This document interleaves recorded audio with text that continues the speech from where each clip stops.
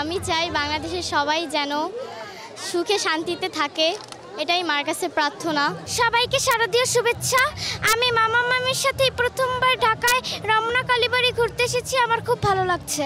5ই আগস্টের পরে এই পূজাটি এই কৃষিবিদ চত্বরে সুষ্ঠুভাবে নিরাপত্তার সহিত এবং শান্তি শৃঙ্খলা রক্ষা করে অনুষ্ঠিত করা অত্যন্ত চ্যালেঞ্জ ছিল। এই চ্যালেঞ্জটি আমরা মোকাবেলা করছি।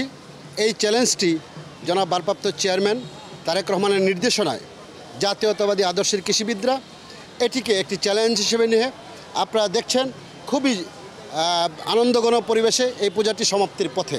কৃষিবিদ ইনস্টিটিউটে যারা নেতারা আছেন, বিএনপির লোকজন আছেন, যারা সবাই আমাদের সার্বিক সহযোগিতা করছেন এবং যত রকম পূজার 2 মাস আগে থাকতে তারা আমাদের সার্বিক সহযোগিতা কীভাবে ভালো হয়, কীভাবে সুশৃঙ্খলভাবে পূজাটা হয়, ওনারা সবসময় আমাদের সাথে।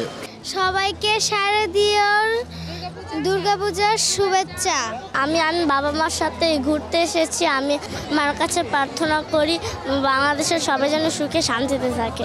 মায়ের মন্দিরে এসেছি, সকলে যেন খুব ভালো থাকে, সকলের পুজো যেন খুবই আনন্দে কাটে, সবার মঙ্গল কামনা করছি। বিগত বছরগুলোতে যে পরিমাণ লোক সমাগম হয়েছে তার থেকে 2 গুণ লোক বেশি হয়েছে। প্রসাদের ব্যবস্থা ছিল আগের তুলনায়, আগে যেমন আমরা 2 দিন প্রসাদ করতাম রমনা মন্দিরে, এবার 3 দিন প্রসাদ করা হয়েছে। এই সীমান্তের ভিতরে, মানচিত্রের ভিতরে যারা বসবাস করে, আমরা সবাই একটি পরিবার, আমরা সবাই একটি গোলাপ ফুল, আমরা সবাই মিলেমিশে এই দেশকে গড়ব, এদেশে গণতন্ত্র প্রতিষ্ঠা করব, এদেশের স্বাধীনতা রক্ষা করব। আইনশৃঙ্খলা পরিস্থিতি আমরা সন্তুষ্ট। বাংলাদেশ গভর্নমেন্ট তার সব ধরনের সংস্থা এখানে নিয়োগ করেছেন। Police, RAB, BGB, DGFI, NSI সব ধরনের গোয়েন্দা সংস্থা কাজ করছে। এবং আপনারা দেখছেন এখানে প্রচুর পরিমাণে লোক সমাগম হয়েছে, কারণ এটা রমনা মন্দির। একটা জিনিস বুঝতে হবে, সারা দেশের চোখ কিন্তু এখানে, এই জন্য আমাদের কোনো সিকিউরিটি কোনো ইস্যু নাই এই মুহূর্তে আমরা মনে করছি না।